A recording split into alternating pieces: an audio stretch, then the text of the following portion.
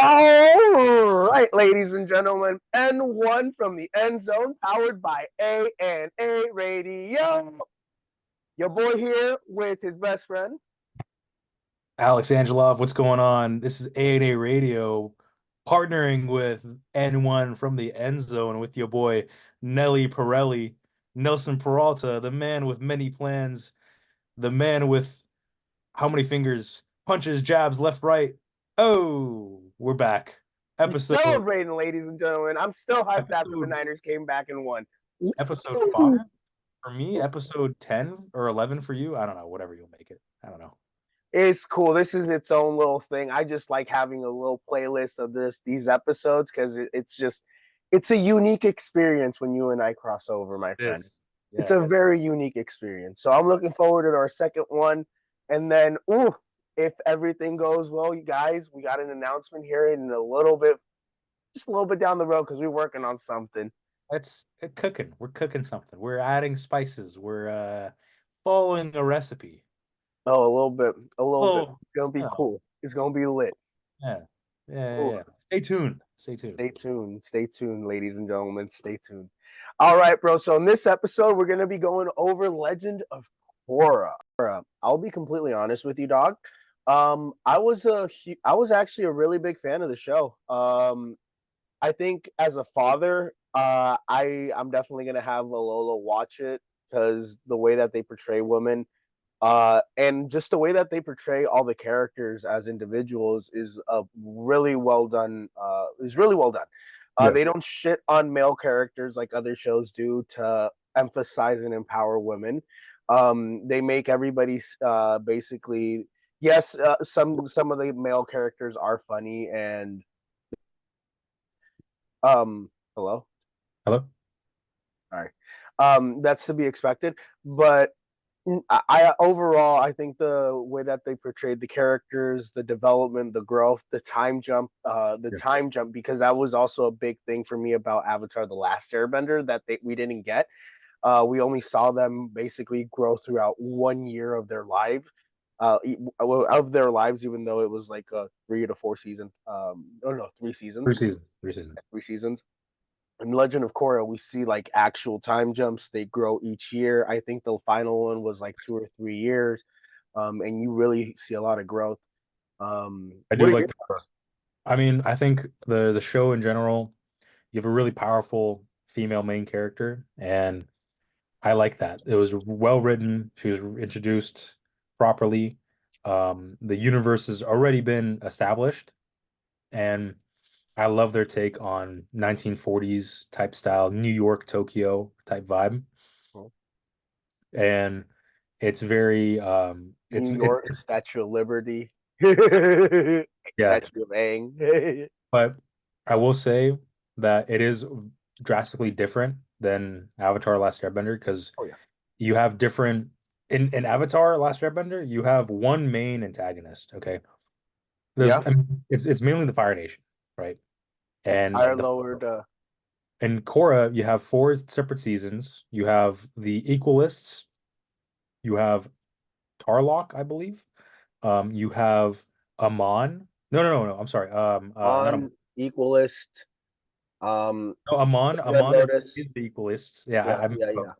yeah. Red Lotus. Zahir. So it's Amon, Tarlok, Zahir, and Kuvira. Four main antagonists that To be you're. completely honest, I love how it was three male antagonists, and then the final one was a female antagonist. That was my favorite one because It, they took a character out of nowhere and developed her to become this badass villain. She was one of my favorite villains. well, we see Kuvira we see stints of Kuvira in season 3, That's what but I'm saying. she's just like a guard. She has a couple lines here and there, and And then that's at good the writing. end she goes away. Yeah. Like you see her go away, and then when she comes back, um, I'm trying to remember if we saw her boyfriend in season 3. I don't remember seeing him. I haven't seen him yet. The Boyfriend? oldest son. No. They got together later. That's where the time skip happens, where they got together while Kuvira was establishing her Earth Empire. Do you wanna go through like episode to episode like we did with the Well, first not one. episode to episode. We're just gonna pick out the top episodes from each You season. you want to do like the first season, like first season, second season, third season, fourth season? Because there's a lot. I wouldn't say that there's like skippable episodes because each episode is very linear and a lot of cool stuff happens. That's true. Yeah, well, it is a smaller season than Avatar: The Last Airbender. Avatar: The Last Airbender, I think, was 20 to 24 episodes, 22 episodes. Something like See, that. Yeah. yeah. These were like 14 episodes, and they were really sticking to the storyline. Yeah. Not a lot of no fillers really. I would probably say like one filler, maybe two at most, or at least actually. I don't think I don't think they're worth that many. Now that I think about it. Every episode was important, I think, for the story at least. Oh yeah. Yeah. I mean, Oh, yeah, so I guess so yeah, season one. Season one. We are greeted welcome to to Korra. Republic City. Welcome to Republic City, as the first episode. And is it that or is it the second one? No, first episode is Welcome to Republic City, where we get introduced to Korra, and Korra ends up basically we see little 4-year-old Korra coming and bending earth, fire, and Well, water. yeah. And like the White Lotus is like, how do you know your daughter's the Avatar?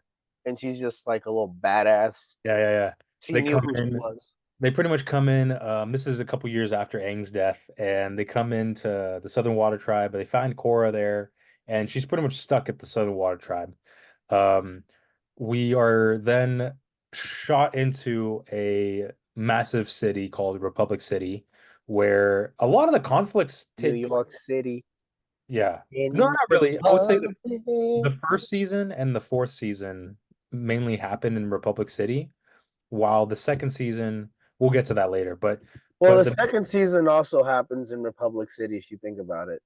not really, no. Yeah, because what's it called? The ending, yeah, Half of it at least. yeah. Because remember, Mako and Bolin, they're in Republic City shooting the film or whatever. And then Mako is trying to figure out what was the guy's name? The inventor's name? The antagonist? No, not the antagonist. The inventor, the millionaire Oh, dude. Varric. Varric. Fucking they were He's with one of my favorite characters, dude. yeah, Varric with It's so Varric. funny. Yeah, no, Varric is fucking hilarious with Varric and Julie.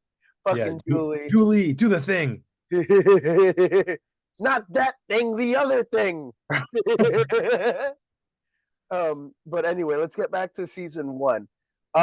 We see hey, actually I really enjoyed the when they were doing the competition.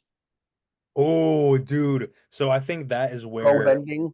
that is where it I got hooked because pro bending that was really cool. I honestly wish I'm glad they hinted at some of it in the fourth season with like her fighting in a ring, but the pro bending episodes were really cool because you kind of see them grow as people and as a team and then kind of fall apart because of love interests and drama and he said she said they kissed he saw and all that.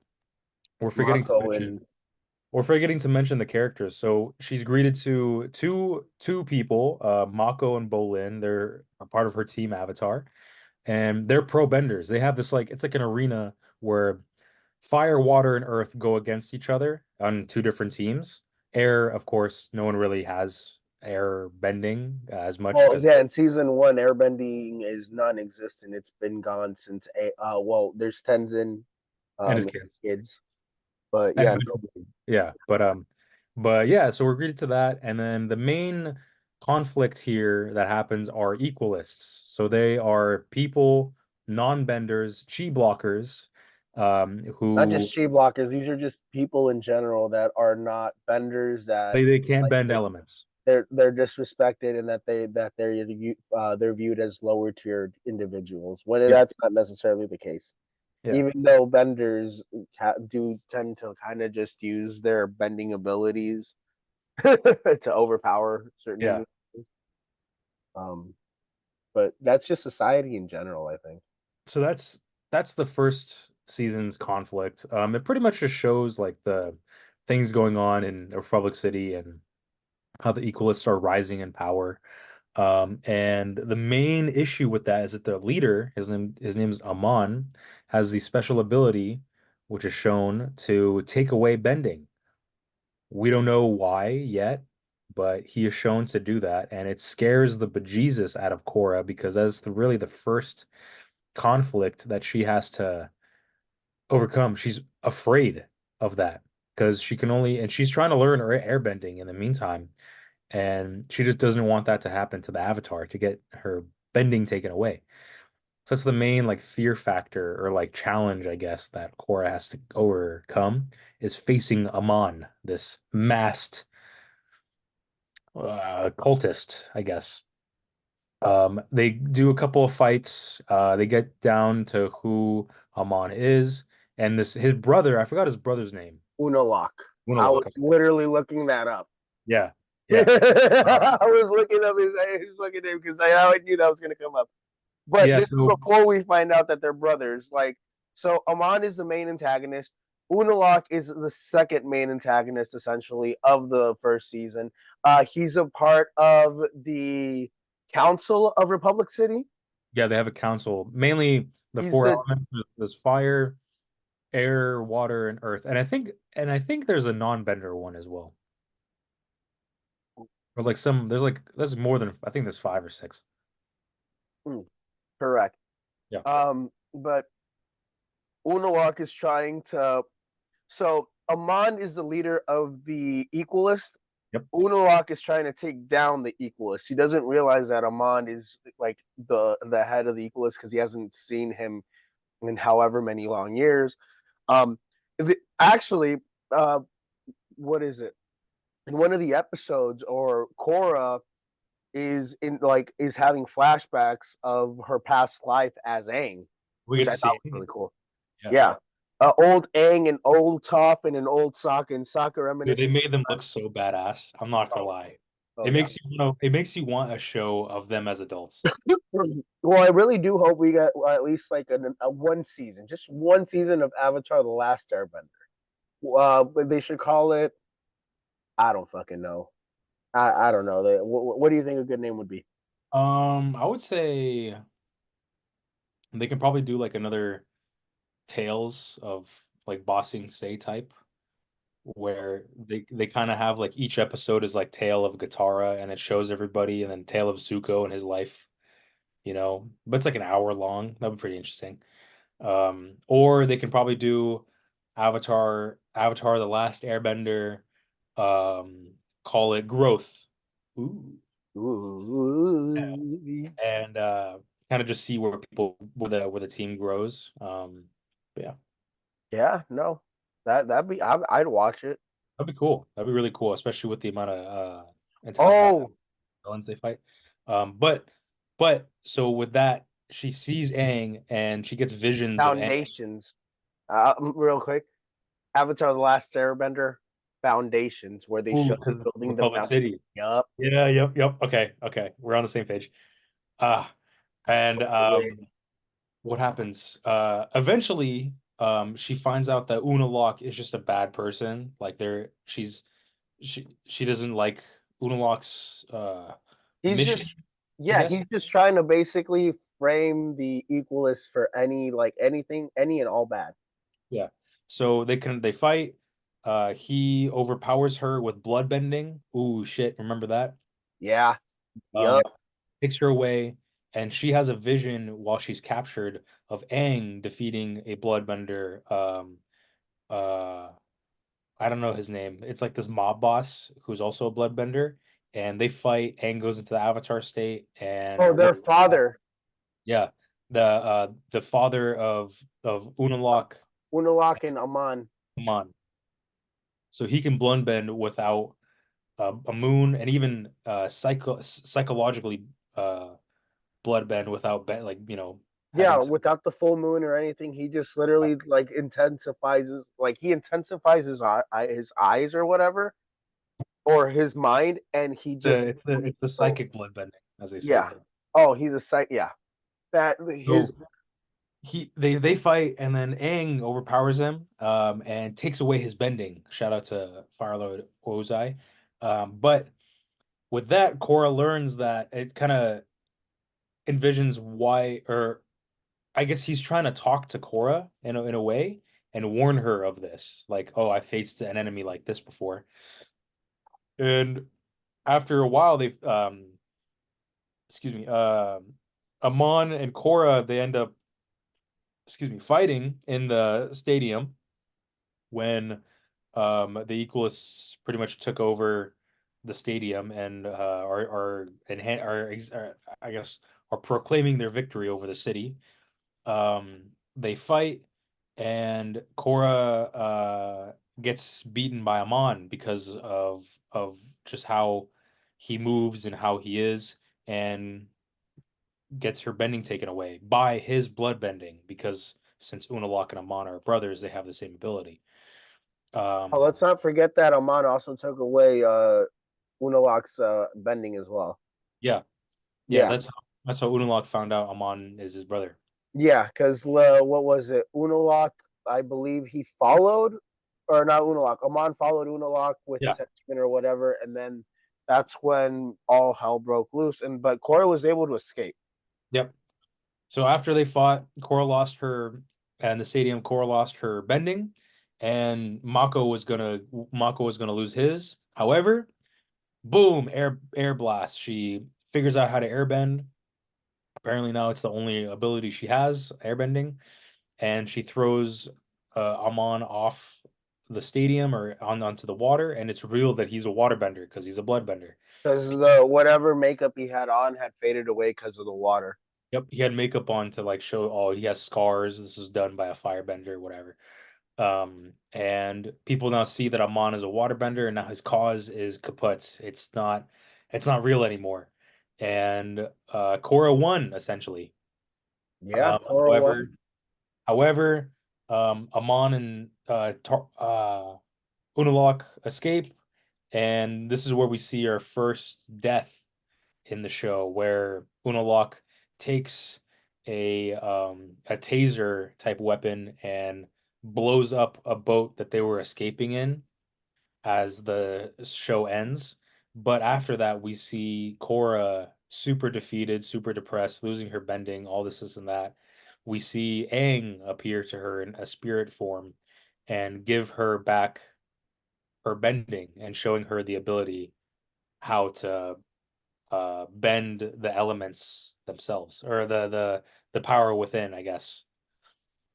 And she gives back the bending that people lost, like Beifong, the chief. Shout out to Beifong, the Toph's daughter. Oh, my bad. It wasn't Unalaq. It was Tarlock. Was it Tarlok? It was Tarlock, not Unalaq. Tarlock. Really? Yeah, Tarlock. Wait, Okay, no. so Wait. I thought it was Tarlok the second season, is in second season. No, you're right. You're right. Tarlock is the second season. I don't Yeah, know. It's because on our notes we put Unalaq for the second season rather than the first season. confusing. It's confusing. It's so confusing. Like, it's cool.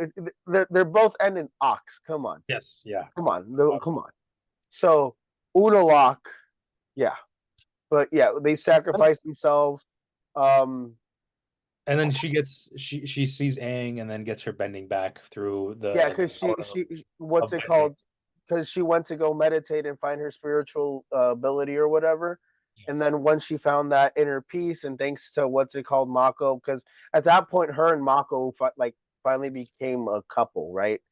Like that was kind of needed for her to take that, I guess, that next spiritual step. Yeah. Um, for some odd reason. You got dig down, bro, by that fucking Damn, you got Fire, the deep. Fire Nation contraption, bro. Hey, oh God. She Hey, got that if lightning it shit. burns, you don't want it. Can he firebend with his dick? I don't know, man. You should ask him. I don't know, man. That's a question for another day. That's a question for another day. Yeah. Imagine that thing, him swinging that thing all around in a fucking laser beam coming down and Fucking whoosh. Jones, Uh, Anyway. Anyway, so yeah, she was able to find her avatar state. She was, and then because she found her avatar state, I guess Aang bestowed, because Aang knew how to take away the ability to bend. I guess she could also, as he could take it away, he could also give it back to somebody. Yep. So she was able to give back the ability of bending to Chief Beifong, which is what was her name? Su Beifong, who is Toph Beifong's daughter from season 1, which Yep. is really cool. I thought her name was Lin. No, Lin is the other one. Was it Lin? It's Lin. Yeah. Yeah, Lin is the Chief Beifong, Yeah. who is the sister, The sister that we'll find out later. Yeah. who comes in season 3. Moving on to season 2, my guy. Spirits. Book 2, Spirits. Korra and Mako are in a relationship. They are. They're in a relationship. They are not pro benders. They're in the South Pole. Mako is what is it? He's a big cop. He's a cop now. Yeah, he works for Republic City Police Department. And yeah, it starts off in the Southern Water Tribe with like this Water Tribe fair during the Harmonic Convergence. No, it's the They start off in Republic City, and then no, it's the Water Tribes. It's the spiritual it's the Winter Solstice Festival. Winter Solstice Festival. Yeah. But for some reason, the spirits have been disturbed. They're angry. They're angry, and that they think it's because of Tanrock, which is Korra's father, but in reality, it's Tarlok, Korra's uncle. Or true. no, yeah, Yeah, Tarlok, you're right. Korra's You're right. uncle, who's the Confusing, bro. who's the culprit. And yeah, no. So in this season, we find Tarlok, he is the chief of the entire Water Tribe, North and South. We find out that the person that was supposed to be the chief is Tarlok, or Tunrock, Tunrock. Yeah, Sound like a broken record. it's gonna be. I'm gonna get the two names confused anyway. It's fine. But anyway, Tunrock is Korra's what's it called, father, and before he became before Korra was born, and all of that happened, Tunrock was supposed to be the heir of the water tribe. There was some sort of disturbance in the Northern Water Tribe where he had to go and destroy like a spiritual forest because these bandits had came and infiltrated the Northern Water Tribe, and he went after these bandits, and he like where the bandits went happened to be a spiritual forest, and he destroyed that spiritual forest, ended up getting banned from the Northern Water Tribe, ended up in the South, and his brother, who we later find out is part of the Red Lotus, which is going to be crucial in book 3. He is part of the Red Lotus? He was a part of the Red Lotus. Brother? Yeah. Tarlok? Tarlok was a part of the Red Lotus. But he, because I literally just watched it in season 3 right now. That's why I'm saying he was a part of the Red Lotus. Really? Yeah. I didn't know that. He wanted to take away, he wanted to steal the Avatar, but basically he made it so when everybody else got imprisoned, he wasn't around them. Because they had attempted to take away Korra when she was a child as well. I might have missed that. Yeah, no. Season 3, episode 11 or 10. Yeah. But now, because of the angry spirits, Tarlok wants to open the spirit portals at the North and South Pole, mainly the South Pole because that's where they're at, and he wants to free the spirits to bring them back home, and so that it can be peaceful in the Southern Water Tribe. Well, no, he wants who? Tarlok? Tarlok wants power. Well, no, but he pretends to do that. Yes. He pretends that he wants to be a cool, peaceful, nice asshole, but in reality, he doesn't. He screams evil. Like he looks dastardly. Like Yeah, God, yeah, he looks evil.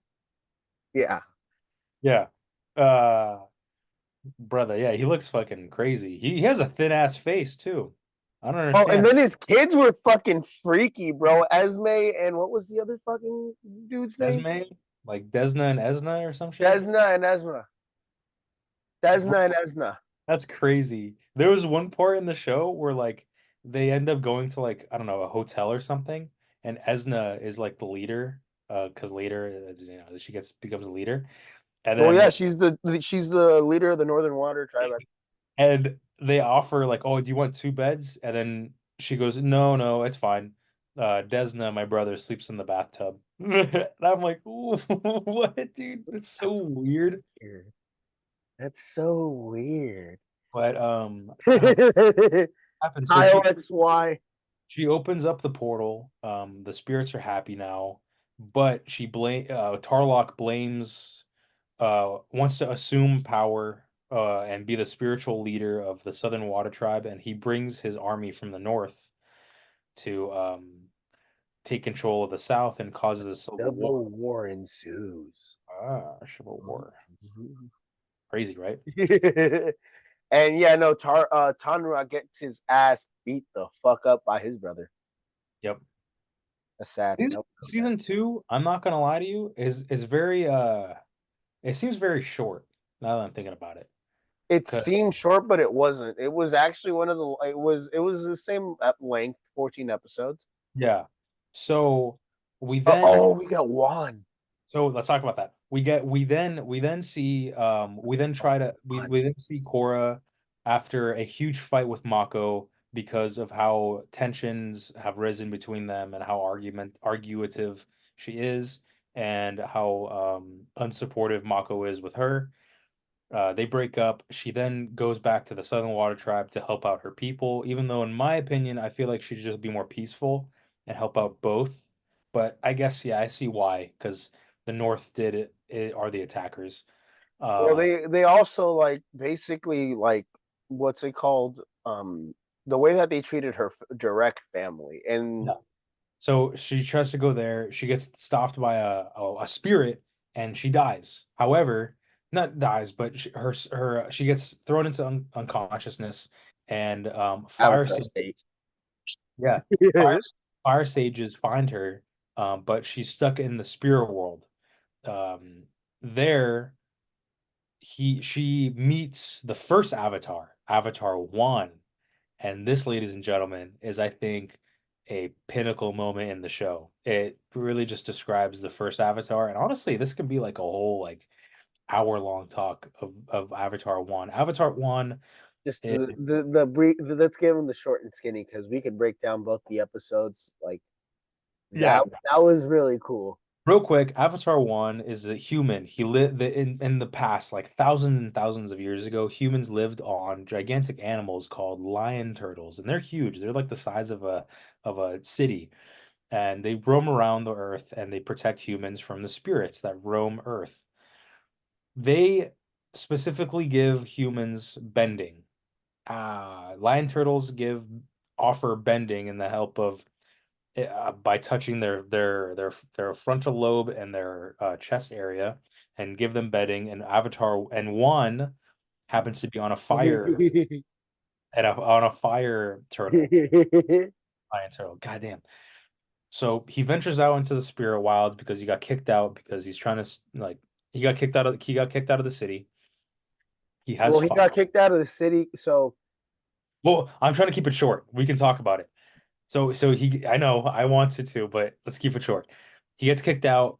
He then runs into a couple spirits. They say the humans suck and they are stinky. then he And saves an animal.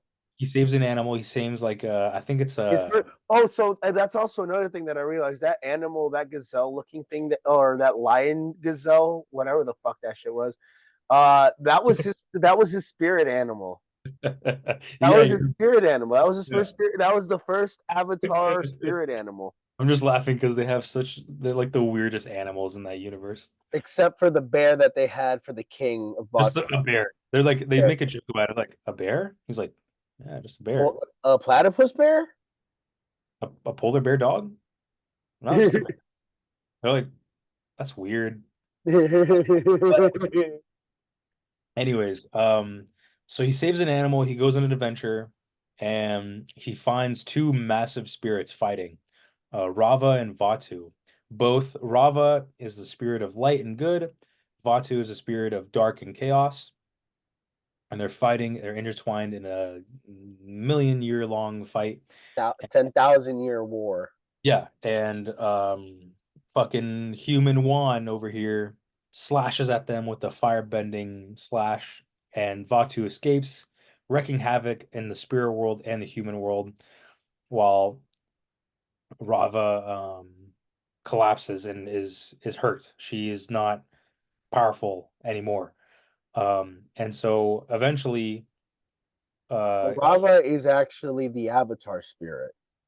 yes, that comes into later where we find out that they can join and create the avatar by joining Rava's power with the bending obtained So by Juan. whenever the human passes away, Rava then goes into like the next person or gets Yep. reborn into somebody else, Mhm. which I think is really cool. Kind of sad. Like if you really think about it, it's kind of sad, but it's kind of cool. The ending was sad of that. It was like, damn, like he died, but then he gets transitioned to someone else.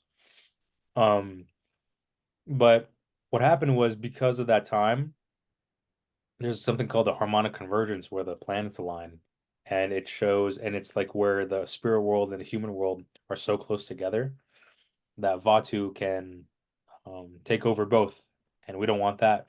So they fight. They're able to conjoin their powers, Rava and Juan. After, I mean, uh, real quick, he travels a lot around the Earth and finds other cities, Earth, air, and water cities, and gets bending. He fights Vatu. He encapsulated him in a time tree prison, whatever it is. So the tree of time. Yeah, This and tree has been around for a long time. It has seen everything. he closes Memories. Avatar 1 closes the portals so that spirits live in the spirit world and humans live in the human world, and he becomes the bridge between the two. And that's pretty much Avatar 1. We can talk about it. I think it's very interesting. I love that episode's really cool, but it kind of it showcases what the season is about. Later, we see Korra kind of realizing, oh shit, Tarlok's trying to do this. He's trying to open both, trying to take Fatu out of his prison with the harmonic convergence. And the reason why he's trying to Ooh, take Batu out is because he wants to be the new Dark Avatar. yep. Because he thinks the darkness, there's light in the dark for some odd reason. Um, he's just power hungry. So they fight. Eventually, they fight. Which I honestly find like I didn't understand why he wanted to be the Dark Avatar because like Vatsu didn't have Earth, Wind, Fire, and any bending abilities either. He only had whatever Tarlok had. Yeah, he only had water. Yeah, So, they worst fight. Avatar ever, if you ask me. Yeah, they fight, and the fight kind of transitions into. It never really transitions. It like teleports them to Republic City somehow. I kind of forgot. He can like for some reason use a lightning shoot himself Yeah, like that. something like that. And Spiritual ability. Mojo, like Jojo Mojo, and Korra and him fight. Rava is dead. But however, because there's light in the dark, she discovers that Rava is reincarnated within Vatu and pulls Rava out. This, however, I hate this part of the show. It marks the end of the avatars that all the previous ones, Yeah, I didn't like and, that either. and now Avatar Korra is the first avatar after. That was the only thing I hated about Legend I of Korra. hated that. It's so The stupid. How could you only thing. establish a show with so many avatars and now it doesn't matter? You can't get any help. Avatar Aang, bye. Fucking, that's it. So this is actually one of the things I really hope that they do fix in the next Avatar series that comes out? Because I know they're probably gonna do a Kyoshi series. It's gonna be Earth. They're No, gonna no, no, no. I thought they announced that they were doing a Kyoshi project. That we're gonna have to look into maybe, all the upcoming projects. maybe, yeah. It would be But cool. I know there's going to be an earthbending avatar that's coming up next, right? So I really hope that they focus on trying to like not make him be the second avatar in the new lineage, but make him try to find the connection with all the previous avatars and learn from those past experiences. I agree. I want them to figure out a way to connect Reconnect back. him with the past. Same page we are on. Yeah. Or get Korra to do it. Like That's pretty much season 2. She opens up all the portals. She leaves them she leaves open. the portals open. Spirits are now able to cross over to the human world without any trouble, and now opening a new age of spirits, which comes into a benefit and a massive con in the next season, season 3. Oh, yeah. And with that being said, let's take a brief break. We'll be right back, ladies and gentlemen. I hope you're enjoying this crossover episode between anyone from the End Zone and A&A. A&A Radio. Yeah, guys, we'll be right back.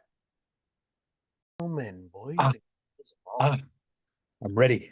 Back to the sexy hour with A&A Radio. Oh, the sexy hour. You guys aren't ready. Ooh. Ooh. All right, ladies and gentlemen, back here recapping book 3. Changes. Changes in the wind, changes in the time, change is everywhere. Changes. Hey, honestly, in this new era of life that we are in, it's all over the place. Am I wrong? Changes. So, first episode, I would say is pretty important because of the spirits that are out. Airbending is back. They created somehow they created more airbenders, which is crazy. There hasn't been this many airbenders in 170 years. 100 what? 170 years. 170. Yeah, that's right. We mathed earlier. 100 actually 168, 167, 168 years. 150 no, 152. 158. I don't want to get into this. 100 years ago. A long time ago in a galaxy far away. That's a different movie. 152 years ago. Yeah. There hasn't been that many airbenders. Boomy, one of Aang's sons, is 6. An airbender. The dog's here. Oh, hi. Ooh, it's a little pup. He's my big baby. Why are you holding him like that, dude? Because if I don't hold Why are you holding him like that? All I see is. Oh yes, he's let go. Well, he was like, for some reason, he was a part of the background. The Zoom call was just like, oh, look at him, he's such a big puppy. Yeah. It's because I was eating some tortilla chips earlier, and he wants some. Oh, my puppy. Oh, my big puppy. Get the loves. My big boy. I love you. Right, now go over there, boy. Oh, man, don't make him leave. Make him part of the pod. I make him part of I don't got a place to sit him next to me. Well, if he lays down over there, you might be able to see him. Oh. Come here, boy. What that smells like? It smells like some excuses. Well, you know what? Okay, come on. Anyways, while Nelson's doing that, he's being Crocodile Dundee over there. My little puppy. Season 3. See? This shit's racist. Look at that. Just because my dog's fucking gray, you can't.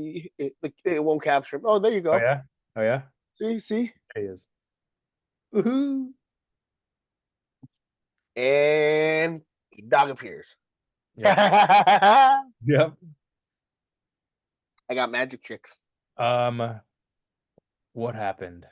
Damn. So now the airbenders are back. Not every good person has airbending.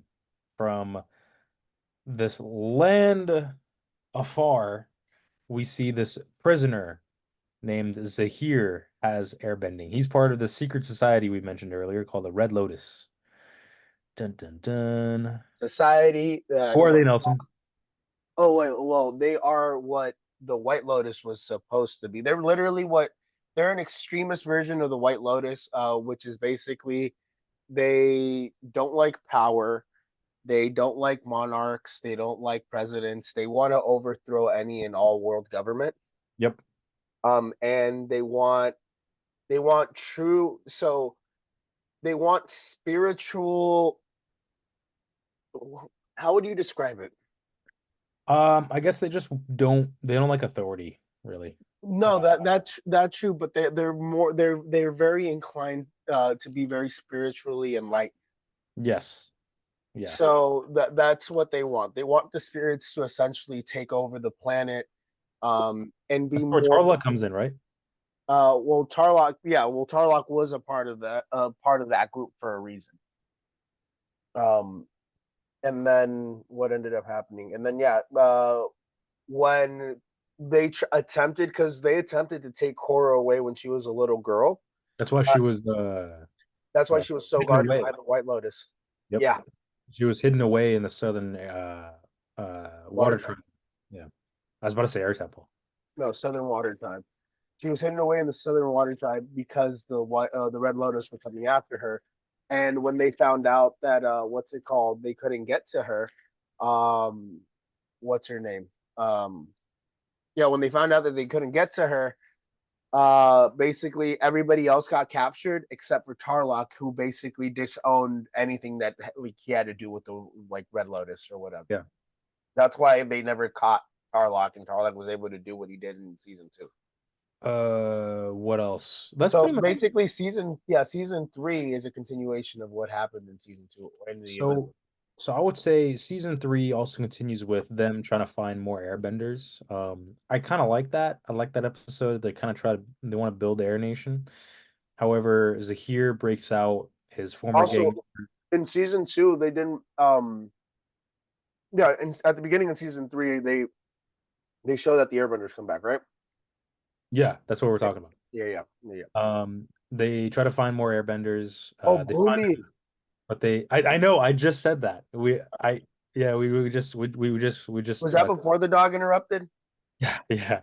My bad. Okay, Sirius can be a part of it. I'm telling you, that's fine. Hey, I know I love him, but he's a big baby sometimes. He kind of stinks. I'm not gonna lie, bro. Yeah, he does. Kind of smelly. I need to give him a bath. Man, fuck a bath. Give him a car wash. I usually just give him a hosing with some dog shampoo, and he's good to go. You have your food over there, boy. Is he right there? He's giving you the eyes. Yeah. Yep. That's what they do. Yeah. Season 3 continues on, trying to find airbenders. They go to the Northern Air Temple. They train there. But they discover that the Red Lotus is trying to capture Korra. They then shield her in the new city. I forgot what, Jiaotsu or some shit. I don't know. The metal Zaofu, the metal clan. Mm-hmm. And that's where we find Su, right? Su Beifong. Su Beifong, yeah. Toph's other daughter. Yep. And we see them, metal benders, of course, and they shield them. However, they do end up capturing Korra, but they get her back eventually, and then they recapture her, I believe, right? So they capture her twice. They try to capture her. The first time that they tried to capture her, when they broke into Zaofu. Yep. Sue and Lin were able to rescue her before they were able to take her away. That's right. And then they disappeared. They did like that magic whooshy shit. And I was just thinking, motherfuckers, if you could have just done that the entire time, why not fucking do that when you had Korra? That was just like a little plot hole issue I had. And then the second time, when Korra went into the spirit world to go and find out, because you know how they had a truth seer? Yeah. Yeah, so when she went into the spirit world to go and find the truth seer. That's where she ran into Zaire. And Mhm. Zaire was basically telling her, "Hey, your uncle was a part of the Red Lotus. I can't like that's why we were pursuing you, and that's why we're after you. We didn't want he was very power hungry. We didn't want him to become an avatar. That wasn't our intention. What we wanted to do is dethrone governments, dethrone this, and then while they're in the spirit world, basically he's communicating to the other members of the Red Lotus, hey, Korra is at this spring or whatever, and then they go and pursue, they go try to find Korra's body and try to kidnap her there. But while that's happening, Mako and Bolin sees the I forget the two, but it's the magma bender and the water bender that they have that are a part of the Red Lotus. Mhm. In the town, they fight them off. They end up getting captured by them. They get uh, captured. That's true. And then they go to Korra, boxing. Korra's body manages to escape thanks to Asami because they think they get into a car and they drive away. Yeah. But as soon as they leave, they get captured by the Dai Li. Yes. Yeah. And then they get captured by the Dai Li, and then they were supposed to be transported to the Earth Queen's castle or kingdom or whatever the fuck in Ba Sing Se. Uh, but Korra, well, because the blimp or the airship that's transporting them to Ba Sing Se was made by Cabbage Corp, and apparently Cabbage Corp is cheaper than Sato Corporation products. Cabbages. Cabbages! My Not my cabbages! cabbages. I think that's fucking hilarious. Um, because what's it called? Asami was able to break free Wow. and basically help Korra and them both escape. They crash the airship, and then they sand or airbend to like the nearest like oasis city, and that's where Tunrock and Zuko for some reason happen to be, and they like we get to see Zuko. That's right. There's a lot of Zuko. coincidences in this We show. get to see Zuko at the beginning of season 3 as well when Zaire escapes. Really? Yeah, Oh, he shows up at the prison. oh, with his dragon. Yeah. Yep. And we see a dragon. For some reason, Zuko has a dragon. Yeah, you're right. It was shown in the original series that they're like frowned upon to, or they're rare, but like they don't really uh they're not hunted as pets anymore. But maybe like he probably went back to that No, fire they used to temple. hunt dragons. They used to hunt dragons. But it was always okay if you had like a spiritual dragon. Okay. Like if the dragon was like your spiritual animal, but people would hunt them and kill them. At least Um, firebenders would. what else? What else is there? So Oh, they get captured, and then they try to take her into the oh, and spirit. that's when we see what's it called? Sorry, if I may continue. Yeah. So after that, because I'm literally watching season 3. You're there. You're there. So Yeah. yeah, yeah. So literally after Korra and Asami escape and get to the Oasis, remember Mako and Bolin were captured by the two Red Lotus members, Mhm. and they get back to Zaire and his girlfriend. Who I forget the other members of the Red He's like Lotus. the combustion man from the first one, the person who can like Combustion woman. combustion woman. There you go. Okay. Yeah, yeah. So what's it called? What ends up happening is they get taken to the Earth Queen's castle, and they take the Earth Queen receives them, and she's like, "Oh, I'm going to toss you two in prison for or helping my airbenders escape," because the Earth Queen was trying to raise an airbending army. And then what ends up happening is she's trying to bullshit Zaire and the Red Lotus as to, yeah, the avatar is on her way here. I might give her to you, I might not. I haven't made up my mind. Basically, she's just bullshitting them. That doesn't work out to her benefit because what ends up happening is Zaire takes the air out of her body and Lungs, basically, pretty much. yeah, out of her lungs and suffocates her and kills her. Yeah. and we get like our second or third death in the Avatar series.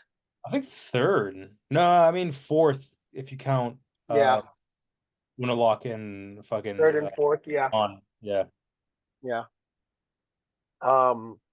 Oh, what we also didn't talk about really from book two was that Jinora was more spiritually connected than Tenzin.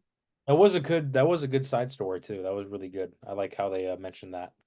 And then Because that also comes into play in season three yeah, because how she can like spirit she because can like she can spirit walk, yes, yeah, she can so she can transfer leave her her spirit. body and transfer her spirit into another being and communicate with people like them, Yeah, yeah, which I think is really cool. was that like an astro form or something like that? Yeah, she can astral form for some shit for some reason, which is kind of cool. Aang's grandchildren or Aang's descendants are really cool. They're crazy, man. They're skilled. Oh yeah, and then Boomy's awesome. I love Boomy. He's so funny. He's like he he is like the embodiment of the old Boomy. Can I be honest? You remind me of Boomy. No way. Yeah, Really? your Damn, personality. I'm touched. Yes, Jeez. So which one, the new one or the old one? the new one, God, is it? Oh, the new one. Okay. I was Airbender Boomy. I was about to say, is it the old one because of my snort when I laugh? No, no, no, no, no. You remind me of the new Boomy. Just the stories. He does have this quirkiness to him, and he's really funny. He has some good stories too. He's a pretty cool guy. I feel like they kind of use him as comic relief, but He's like Sokka. He's the new Sokka. he's a new Sokka. Yeah, I he's a new. love it though. I ain't gonna lie. Aang's kids, Aang and Katara's kids are pretty badass benders. What's the daughter's name? Oh, excuse me. What's the daughter's name? Uh, Kira? yeah, I Hmm. think so. Yeah, yeah, yeah. And No, then it kind of goes to like she gets captured somehow. Um, after Zahir and his clan go after the Airbenders and attack the Northern Air Temple, um, they pretty much destroy it at some point with lava bending, and that's when we find out that Bolin can lava bend. bro, Uh, that was fucking dope. that was pretty sick. And then they destroy that. She gets captured, and they infect her with like poison, so that she can. The poison is meant for her to go into the avatar state, so that she can die and end the cycle. Even though it's already ended, it's already done. There's no cycle anymore because I guess this is her new cycle, really. Uh, Basically, they don't want an avatar to exist anymore. yeah. This would be reassuring that that doesn't happen. So now they fight. She escapes because she's in the avatar state. She's badass. She fights everybody. Fights Zahir. Pretty cool fight scene, but the poison's taking over and ends up kicking Zahir's ass with the avatar state. And she passes out. She gets injured and is super weak. And Sue and Lynn, I think it was Sue actually, tries to metal bend the poison Metal because out, it's a metal based poison. metallic base. Yep. And but they don't get all of it apparently. We learn later in season four. And Janora gets her tattoos eventually because she's a master of airbender now, which honestly I like how she looks like Aang when she's bald. Uh Yeah. and, and Korra is just super sad because she just feels defeated. She doesn't feel like an avatar anymore. Well, she can't walk by the end of season. By the end of season three, I don't think. Yeah, she gets paralyzed. And yeah, that's pretty much how season three ends. Yeah, it was. After season one and two ended on a positive note, season three literally ended on a negative. Dude, Korra has faced some of the craziest enemies. I'm not gonna lie. Aang could have never have faced these guys. Mm. I I mean, I don't You know. only saw 12-year-old Aang, I know, but still. Like bro. but then you can make the argument we only saw a 17-year-old Korra. and she was inexperienced as fuck. Well, we saw 17 and 21-year-old Korra. Okay, that's a good segment. So now, 3 years later, season 4 happens. What happens in season 4? That's a Korra being able to walk again, Yeah, and nobody's seen her in 2 years. Essentially, it's been a 3 year time. It's been a 2 years. 3 year time jump. The first year she was in recovery. As soon as she was able to walk, the next following 2 years she was in hiding, trying to find herself, trying to discover herself, going in, putting herself into dangerous situations, trying to fight her inner demons. Um, and I don't think she's able to go into the Avatar state anymore at that point, right? Nope. Um, and What then happens? no, and because Korra's been absent for 3 years as the Avatar, there's a new power taking over, not just the nation, but basically the entire planet. Like she wants to rule the entire planet, and that person is Kuvira. No, she wants to rule. She wants to rule the Earth Kingdom. Yeah. Oh, she exactly. She wants to rule the Earth Kingdom. Yeah. And that person is Kuvira because remember the queen is dead. They have found the new heir, which is one of her nephews from like one of her distant relatives, which is a nephew. But she doesn't want to give the power over to the nephew, who is because she's the one that's basically rebuilt the entire Earth Kingdom, Uh-huh. and she doesn't want to call it the kingdom. She wants to call it the new Earth Empire. She kind of deserves it, to be honest, because she did all the heavy lifting of like combining everybody. Yeah, but I don't know. She did do all the heavy lifting. The thing is with her is that she was just trying to she wants to reclaim Republic Republic City. because that's on Earth Kingdom land. However, if she didn't do that, honestly, there would have been no conflict. But because she was like power hungry and wanted the Earth Kingdom how it was originally, that's see that's the thing that caused season 4 to happen. Um, Pretty much we see Korra's journey through her solitude years, recovering, fighting, being depressed, and then with the help of a spirit, she runs into Ah, Toph. Yeah. What she's an like, amazing callback. "Is it you, Twinkle Toes?" Or "I Yep. haven't seen you in a long time, Twinkle Toes." Yep. Something Yep. like that. So she helps her out, connect with her spiritual, if anything, her spiritual self. Toph And became a more spiritual, awakened person. yes, and she wants her to be more connected with the world, physically, with the help of that swamp that we see again from Avatar: Last Airbender, and then now in Legend of Korra. But at least here, she tries to help her out by helping her metal bend out the rest of the poison that's blocking her connection to the Avatar state and the spirit world. In I the got that. meantime, And we also get a cool like scene where we get the Bei Fongs all together fighting. oh yeah, that's true. Yeah, that's when they were trying to get Zhu Li, right? Mm-hmm. Yeah. So Zhu Li gets captured because Varric was working for Kuvira. Shout out to Varric. He's a scientist, and Bolin is also working for Kuvira. He's developing a super weapon that uses It the gives me Tony Stark vibes, yeah. He, right? he uses a super weapon that's made from the vines of the spirit wilds that happen in the world because of the opening of the portals, and they make a super weapon and they test it. And who was captured during that time is trying to sabotage their machine? Zhu Li. Zhu Li gets captured. They try to test it. Nope, she gets saved. Um, and we see the Beifongs fight, which was crazy. That was really cool.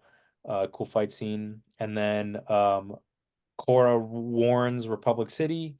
They um begin to fight, but then what's her super weapon? The secret? It's a mecha suit weapon thing, right? What is it Oh called? yeah, that like that metal bending, that well not metal bending, that robot. that metal robot that she could literally control by bending all the metal that's inside of it, or Yeah. bending, being on the So she does platform. that. Republic City surrenders, but not really.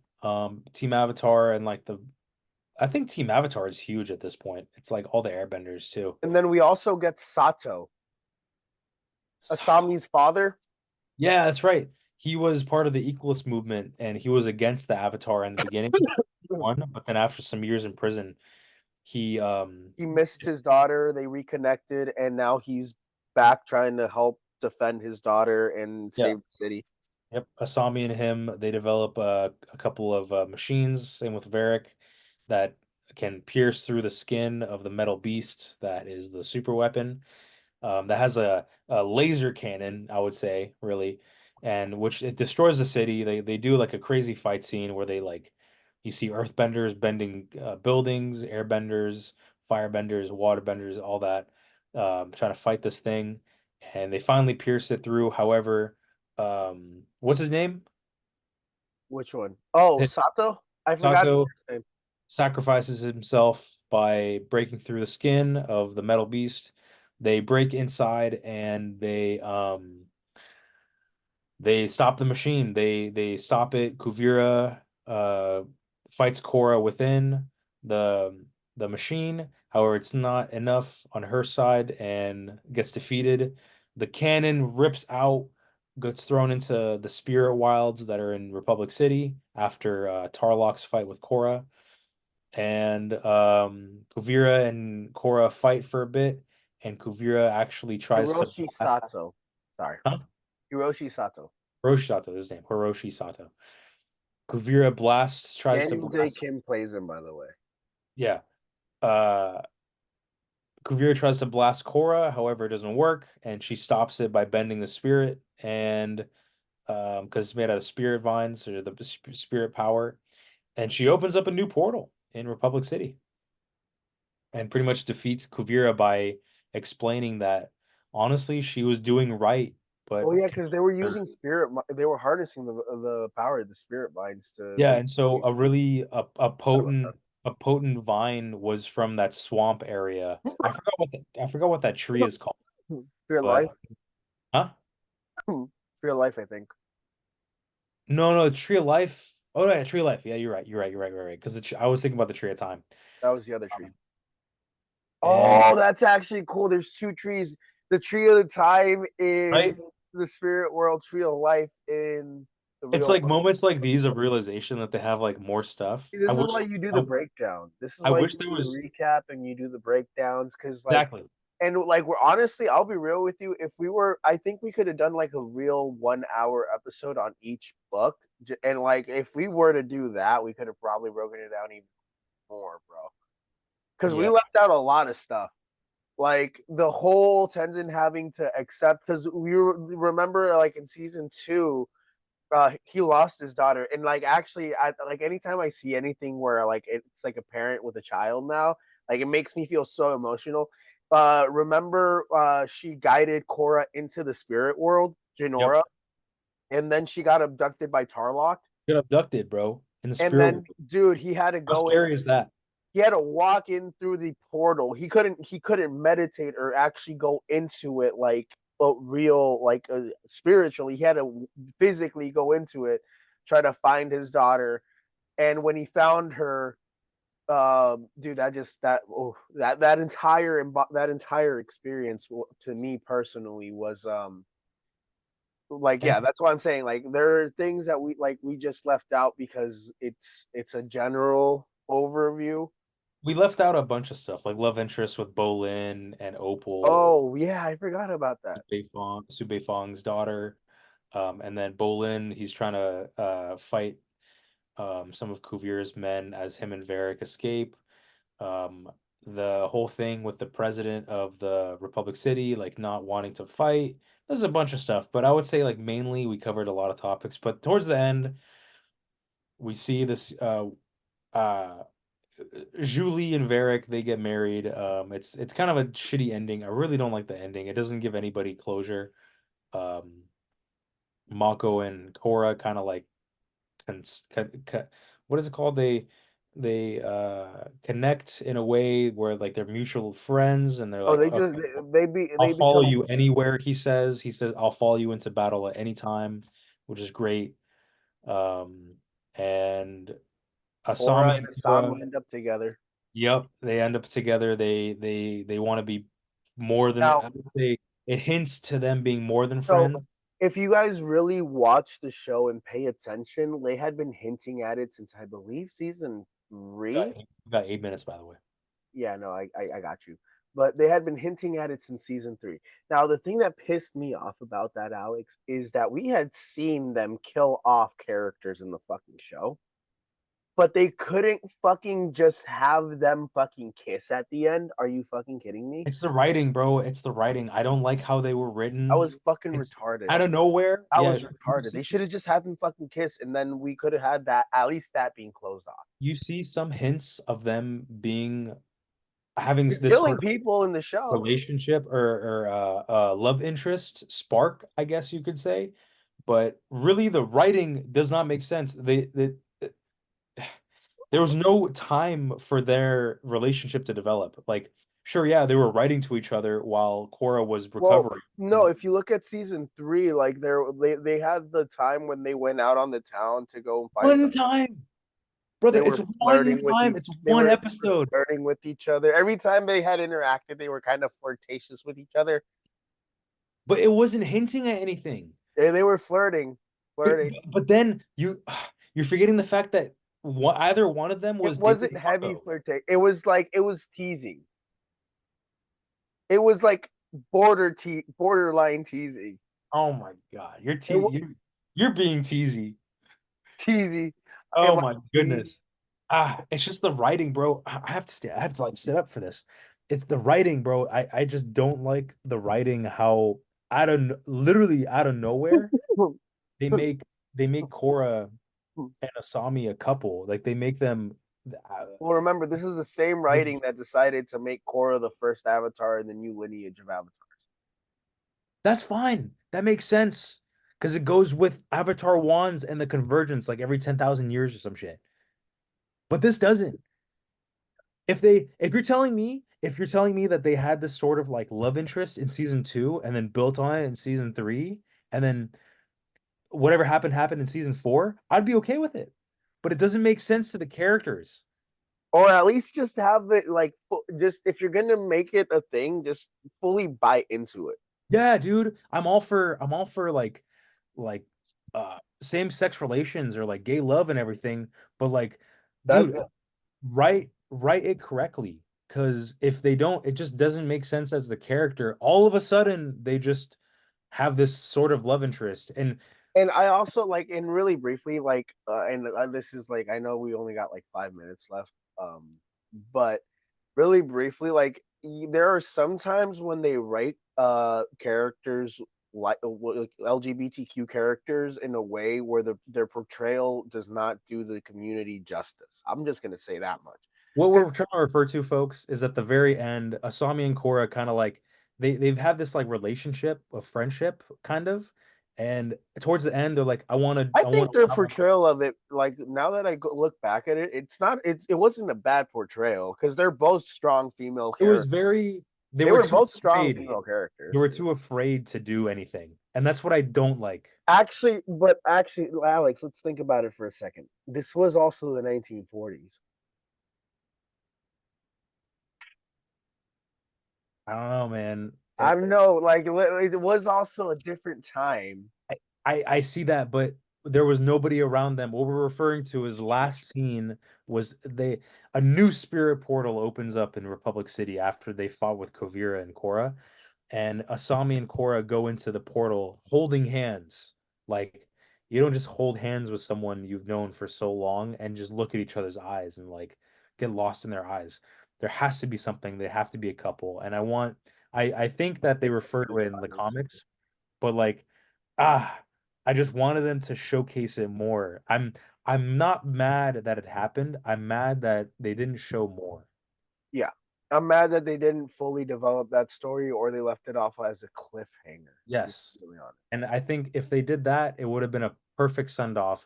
Also, I didn't like the ending again, not because of that, but because they didn't show everybody's closure. They didn't show Bolin at the end, like what happened to him, what he's doing. Mako, I guess he's just a beat cop. It just kind of like it throws everybody aside, and then Korra and Asami, and that's it.